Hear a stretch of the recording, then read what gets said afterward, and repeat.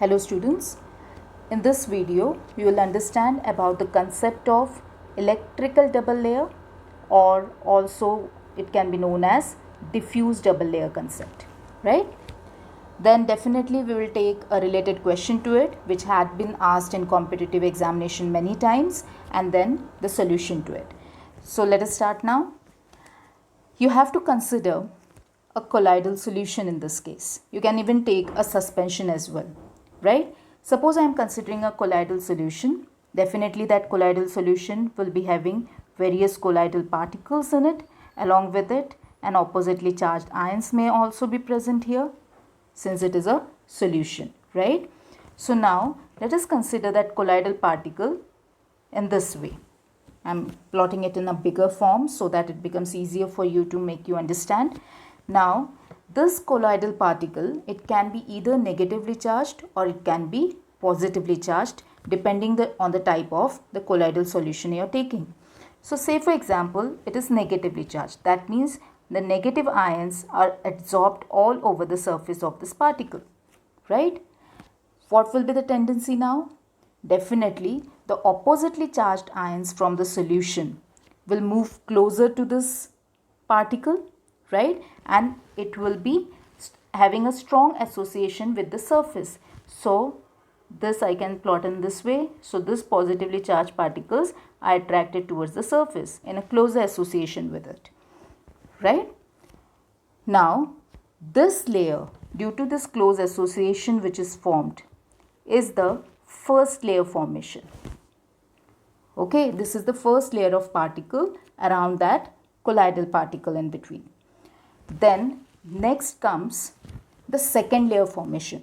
How the second layer is formed now? There will be definitely certain ions which will be still attracted to this complete surface. Now the second layer which is formed, it is not necessarily having only positive charges. That can be combination of positive negative charges, and then again there is not a fixed ratio for this. It can be in any form, right? Certain positive charge, certain negative charges, but a combination of this, right? So that formation of second layer, definitely I can say it will be a loosely bound layer with reference to the central one. Yes or no? And this loosely bound layer, the second layer, is called as the diffused layer. Is it okay? To make you more clearly understand the concept and what these layers are called, let us move ahead. So this is the capillary surface. Say I am writing as CS. Okay. At the capillary surface, what we have seen, they are having negative charges. So negatively charged. Okay. Then what next? We are having a first layer formation. That first layer which is formed is called as the stern layer. So this is a formation of stern layer. Okay. Now definitely the plane which is associated, or the boundary line which is associated with the stern layer, is termed as the stern plane.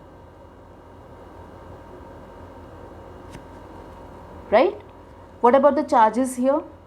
Definitely within the layer, within the stern layer, the charges which are present are the opposite charges, right? So it was negatively charged at the capillary surface. So here there are positive charges all over the surface, all over the layer we can say, right? So what can you say about the stern layer? It is the first internal layer of the electrical double layer which forms a charged surface in an ionic solution, and definitely this layer is immobile relative to the surface.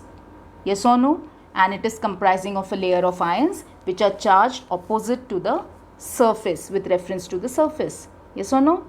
Now further, next is the formation of a second layer. This formation of a second layer, suppose this is the boundary of the second layer, right? So the next plane which is with reference to the second layer or the boundary, that plane is termed as the shear plane. SHEAR. It's also called as the slipping plane. Okay. Now what about the charges here? We have already seen they can have any charge, positive, negative, positive, any of the charges, right? As we move away from the surface on the bulk side, what can you observe? So this is your bulk solution on the other side. What can you observe here? There can be any kind of charge. That means overall there will be an electrical neutrality maintained with reference to the bulk solution, and it will be far away from your main capillary surface. Is it clear? So try to understand this. So this is your first this was the capillary surface, followed by oppositely charged ions, and the layer is called as the Stern layer. The plane associated is called as the Stern plane. Next is the formation of a second layer, which is called as a diffuse layer, since it is an immobile, it is a mobile layer, right? So it can have any kind of charges, positive, negative charges. And as we move still further away, what will happen? The charge distribution will be more rather nearer to the electrical neutrality, and it will be in a bulk form. So there will be a bulk solution at the extreme end, right? And what is the boundary called here for the diffuse layer? That boundary is termed as shear plane or slipping plane. Slipping plane. Is it okay? Now, if this concept of this double layer model is clear to you, we'll move to the question and try to find out the solution for this. So see the question on your screen. The diffuse layer between compact layer of ions and the electrically neutral part of the system is known as what? Is it Stern layer, Gouy-Chapman layer, electrical double layer, or is it plane of shear? So they are saying the diffused layer. Diffused layer. Which was that diffused layer? It was the second layer. And what was that layer between the compact layer of ions? Yes. Which was the compact layer of ions? The capillary surface in contact with the Stern layer. So that was the compact layer of ions there, right? And which was the electrically neutral part of the system? The bulk solution.